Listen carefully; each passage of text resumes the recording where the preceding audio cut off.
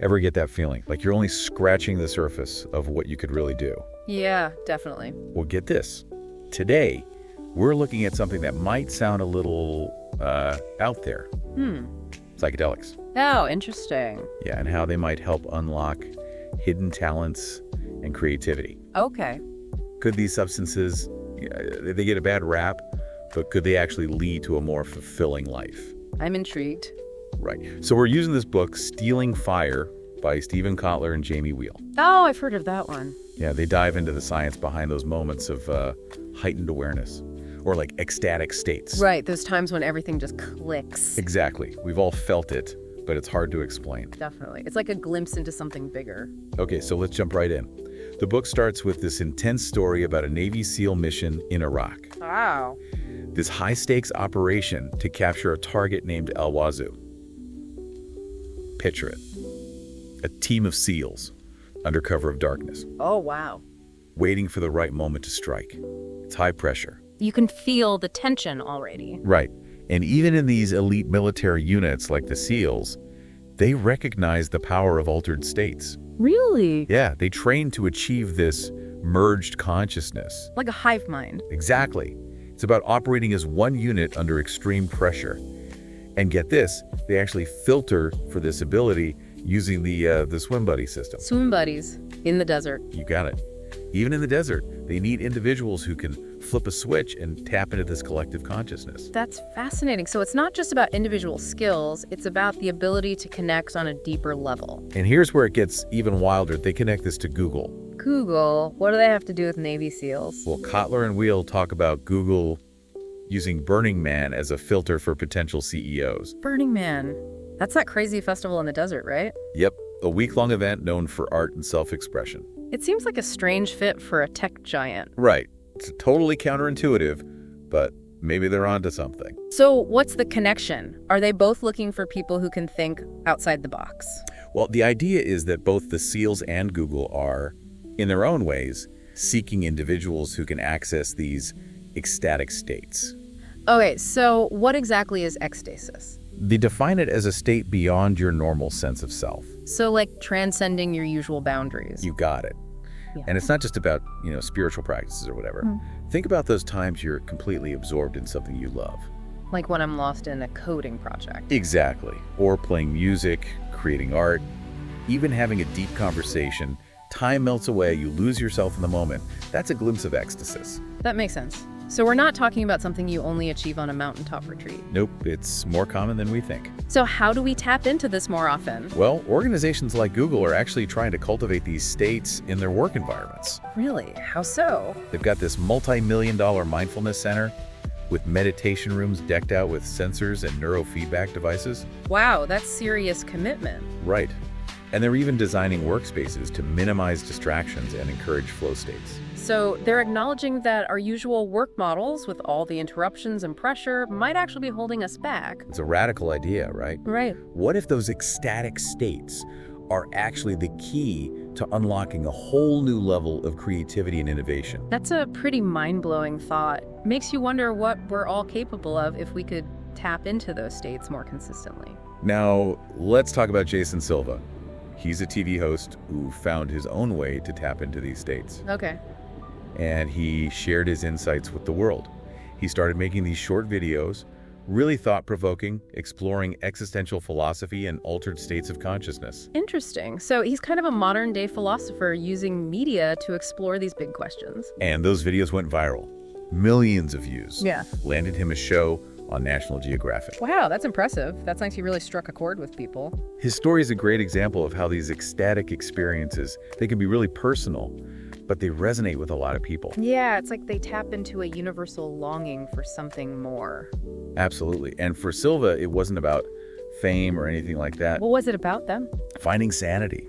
He struggled with anxiety, felt overwhelmed by life, and it was through exploring these altered states that he found peace and purpose. That's really powerful. So it's not just about performance or achievement, it's about finding meaning and connection. And that's a key point from the book. These ecstatic experiences aren't just about getting ahead, they're about finding your place in the world. Makes sense. In a world that can feel pretty chaotic, these experiences offer a way to find some grounding. So how do these states actually affect our brains? I'm curious about that too. They dive into this concept called transient hypofrontality. Transient what? Basically, a temporary shutdown of the prefrontal cortex. Okay, and that's the part of the brain responsible for Our sense of self. Whoa, so like our ego takes a back seat. Exactly. It's like that inner critic, the voice that says, you're not good enough. It just chills out for a bit. You're free to create, take risks, without all that self-doubt. That sounds liberating. Silva describes it as getting out of his own way. So creativity and insight can flow more freely. Totally. But it's not just silencing the inner critic. It's potentially about shifting your whole perspective. Like seeing yourself and the world in a new light. Exactly. Yep. And they connect this to the work of Robert Keegan, a psychologist at Harvard. Okay. He studied adult development. And this idea of a subject-object shift. A subject-object shift. What's that? Basically, it's a change in how you see yourself in relation to the world. Interesting. And he found that people who make this shift, often through transformative experiences, they're more adaptable, more empathetic. So they're better able to handle life's complexities. Exactly. They're not trapped in their limited perspectives anymore. That's a really powerful idea. So these ecstatic states could actually help us evolve as human beings. Now, this brings us to another fascinating aspect of ecstatic states, timelessness. Have you ever been so engrossed in something that you completely lose track of time? Oh yeah, all the time. When I'm coding or reading a good book, hours can just disappear. It's that feeling of being fully present, no worries about the past or future. Like being completely absorbed in the moment. And the book talks about Philip Zimbardo, a psychologist, famous for his work on time perception. Right. He argues that experiencing timelessness can lead to greater life satisfaction and more pro-social behavior. Really? So being present actually makes us happier and more likely to help others. That's the idea. When you're not stuck in your head, dwelling on what happened or worrying about what's next, you can fully appreciate the present moment. And connect more authentically with the people around you. Exactly. Even brief moments of timelessness can have a lasting impact. Making us more generous, patient, more connected to the world. It's like tapping into a different rhythm of life, a flow state where everything just clicks. I like that analogy, a rhythm of life. And the authors argue that this state of timelessness is super valuable for creative people. How so? It allows them to access this stream of ideas and insights without the limitations of linear thinking. Like their minds are free to wander and make connections in a more intuitive way. Exactly. They use Jason Silva as an example. How he connects seemingly random ideas. It stems from his experience of timelessness. So it's not just about feeling good, it's about unlocking a whole new level of creative thinking. Precisely. Now let's shift gears a bit and talk about another characteristic, effortlessness. Effortlessness. But we always hear about the importance of hard work and dedication. True, but we often associate hard work with, suffering, pushing through pain to reach our goals. Yeah, the no pain, no gain mentality. But the author suggests that true creativity and innovation, they often come from a state of effortless flow. Like those athletes who talk about being in the zone. Yep. Or musicians lost in the music. Artists creating effortlessly. It's finding that sweet spot where passion and skill align. And the work just flows through you. Exactly. But is this effortlessness something we can learn to cultivate, or is it more of a random thing? That's a good question. It's like, are we at the mercy of these moments, or can we somehow invite them in? Well, that's where they introduce this framework they call the 4 forces of ecstasy. The 4 forces. Sounds intriguing. It's a way to understand and access these states. Okay, I'm all ears. What are these 4 forces? We've got psychology, neurobiology, pharmacology, and technology. Okay, so they're bringing together a lot of different perspectives here. It's a convergence of ancient wisdom and modern innovation. A roadmap to unlocking human potential. I'm excited to dive into this. Let's start with psychology. Sounds good. So psychology helps us understand the mental processes and practices that lead to these states. Think about things like meditation and mindfulness. Right, techniques that have been around for centuries. And now modern psychology is studying them through a scientific lens, giving us insights into the nature of consciousness. So taking ancient wisdom and applying modern research to see what's really happening in our brains. Exactly. It helps us demystify these experiences, potentially making them more accessible to everyone. That's a fascinating thought. Could we be on the verge of demystifying the mystical? That's the question. Taking something that's been shrouded in secrecy and making it available to everyone. What are the implications of that? It's both exciting and a little scary, right? Like, are we ready for that? It's a great point. It's a big responsibility to wield that kind of knowledge. All right, let's move on to the next force, neurobiology. How does that fit into the picture? Well, neurobiology takes a deeper look at the brain's role in achieving transcendence. Okay, so it's going deeper into the mechanics of how these states work. With things like brain imaging, we can actually see the neural correlate to these states. You mean like what parts of the brain light up during these experiences? Exactly. We can actually observe which regions activate and deactivate. That's incredible. So we're moving beyond faith-based explanations and actually seeing what's happening inside us. It's about understanding the objective mechanisms at play. Right, which could potentially lead to more targeted approaches for accessing these states. That raises some interesting questions. Like, if we understand the mechanics, could we learn to control or induce these states on demand? What would the implications of that be? It's a bit of a double-edged sword, isn't it? The potential for both good and harm is there. Yeah, those are some of the ethical considerations we need to be thinking about. Absolutely. Okay, on to the next force, pharmacology. This is where things get a little controversial, right? Definitely. We're talking about using substances to achieve ecstatic states. Okay, so psychedelics, entheogens, that sort of thing. Exactly. The book introduces us to Alexander Shulgin. He was a chemist who dedicated his life to exploring psychedelics. I've heard of him. He's kind of a legend in the psychedelic community. He synthesized and tested over 200 compounds. Wow, he really went deep into that world. He expanded our knowledge of these substances and their potential impact on consciousness. So his work was about pushing the boundaries of what we know about these substances and how they affect the mind. His work was definitely controversial, but it was groundbreaking. He kind of created this psychedelic cookbook. A cookbook, like recipes for altered states. Exactly. Detailing his experiments and providing a roadmap for others to explore. So he was kind of a pioneer in the field, opening up new avenues for research and exploration. His books, Psychedelics and Hell, became underground classics. Right, they're considered essential reading for anyone interested in psychedelics. And they democratized access to these experiences. Sparked a wave of exploration. It was bold, empowering people to explore their own consciousness. It's fascinating how his work has had such a lasting impact. And speaking of pushing boundaries, it reminds me of Rick Strassman. Oh yeah, the psychiatrist who studied the effects of DMT. Exactly, DMT, that naturally occurring psychedelic found in the human body. It's been called the spirit molecule, right? Some believe it's connected to near-death experiences and mystical visions. Yeah, it's a very potent substance that seems to produce some really profound experiences. And Strassman's research suggested that DMT might actually play a role in these experiences, potentially explaining the visions reported by historical figures like Moses. So we're talking about a substance that's naturally present in our bodies, yet can produce these incredibly powerful, even mystical experiences. It's like we're discovering a new language to talk about these experiences, a language that bridges science and spirituality. That's a beautiful way to put it, a bridge between what we can measure and what we can only experience. And that brings us to the final force, technology. Where does that fit into all of this? Well, technology is becoming increasingly important in scaling access to these states. Okay, how so? Innovations like virtual reality, neurofeedback, and biohacking, they're giving us new tools to induce and explore altered states of consciousness.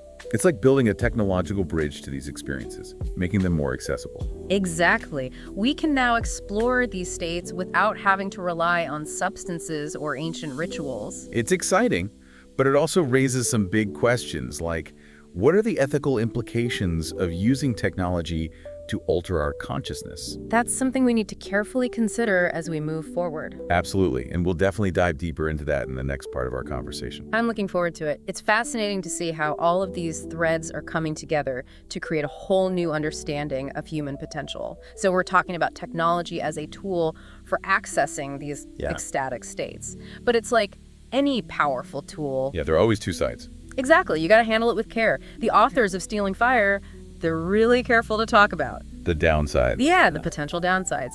And, cautions about chasing these states, they emphasize responsible exploration. Right, it's not just about jumping in head first. Definitely not. They acknowledge that these experiences, they can be destabilizing. If you approach them the wrong way. Exactly. Like, one thing that really stuck with me, this concept of eschatothesia. Eschatothesia. Eschatothesia.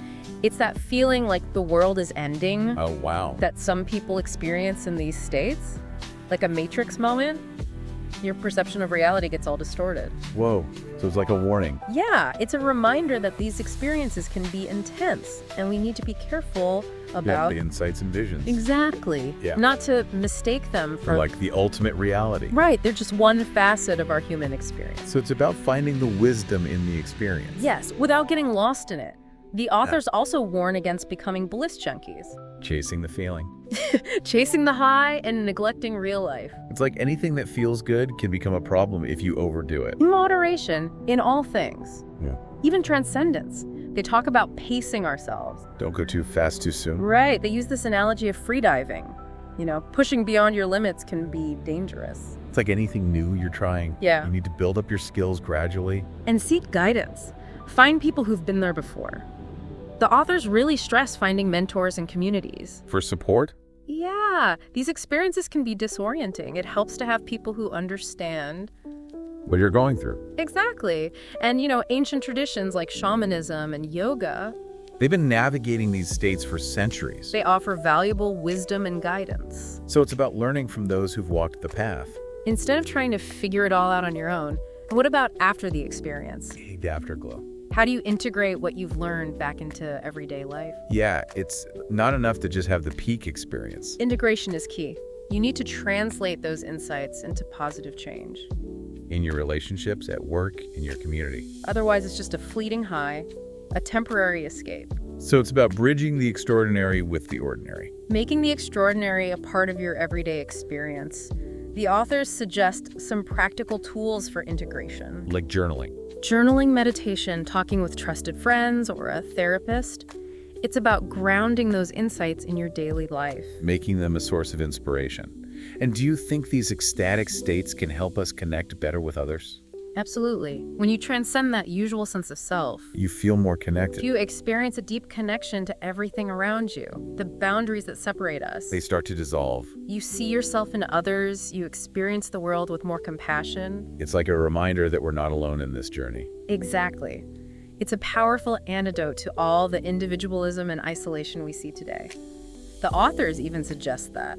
These experiences could help us with some of the big problems we're facing. Yeah, like climate change, social injustice. Wow. They believe that by cultivating empathy and interconnectedness, We can make the world a better place. we can create a more just and compassionate world, a more sustainable world. That's a beautiful vision.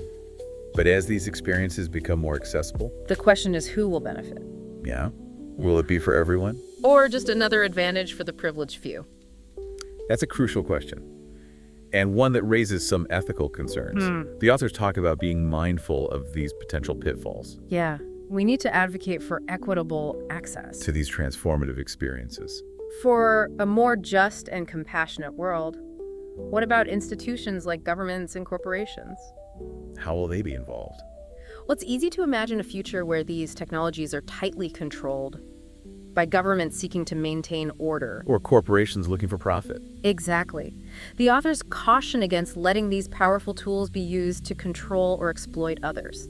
So it's about empowering individuals, To explore their own consciousness, advocating for a decentralized approach. finding that balance between individual freedom and collective responsibility. It's complex, but also incredibly exciting. We're witnessing a convergence of science, technology, and spirituality. That could change the human experience in profound ways. And it's up to all of us to engage in this conversation, to explore these experiences responsibly. To advocate for a future where ecstasy is a right, not a privilege. What stands out to you in this exploration of ecstatic states? What are your hopes and concerns about the future? These are questions worth exploring. We encourage you to reflect on your own experiences. Consider how these insights apply to your life and join the conversation about harnessing the power of ecstasies for good. We've been talking about ecstatic states, those moments where you feel super aware and focused. Yeah, like you're really in the zone. And it seems like throughout history, from ancient rituals to modern tech, we've always been trying to break through our limits, connect with something bigger than ourselves. It's a common thread across cultures and time, this search for transcendence. And it's interesting how these ecstatic states are often seen as a glimpse into our true nature. A connection to something beyond our egos. Like peeling away the layers to reveal the real you. Exactly. And in that state, A lot of people describe feeling a sense of peace, Interconnectedness. joy, like a homecoming. And Stealing Fire argues that these states aren't just some weird, mystical thing. They're part of being human, A potential that's within all of us. like a hidden superpower waiting to be unlocked. Exactly. And the authors point out all these different ways to access these states, From traditional practices like meditation and yoga, to new technologies like virtual reality and neurofeedback. the key is finding what works for you. And that's what's so cool about this whole conversation. It's about taking ownership of your experience. Trusting your intuition, finding your own path. But the authors are clear. These states aren't the end goal. It's not about escaping reality or getting addicted to the feeling. You got to take those insights, that wisdom, and bring it back to your everyday life. Use it to fuel your actions, your relationships, your contributions to the world, Making the mystical practical. bringing the extraordinary into the ordinary. And they give examples of people using these states to boost creativity. Collaboration in all kinds of fields. Yeah. Business, tech, education, even healthcare, So we're starting to see these states not as something fringe or weird. but as a source of human potential. But as we move forward, we got to keep the ethics in mind. Yeah. As these technologies become more powerful, more available, there's a bigger chance for misuse. Like any powerful tool, it can be used for good or for harm. We need to talk about the risks, the benefits, and come up with guidelines. Make sure these technologies are developed and used responsibly, and we need to make sure everyone has access. These shouldn't be tools that only benefit the privileged few. It's about creating a more just world, where everyone has the chance to experience these transformative states. Responsible innovation, mindful exploration, and a commitment to using these experiences for good. So as we wrap up this deep dive, think about this. What do you think about the potential of ecstatic states to change your life, to change society? What role should they play in our future? How can we make sure they're used ethically for everyone's benefit? These are questions worth exploring. Keep seeking those moments of transcendence, those reminders of who you really are and how connected we all are. Thanks for joining us on this deep dive.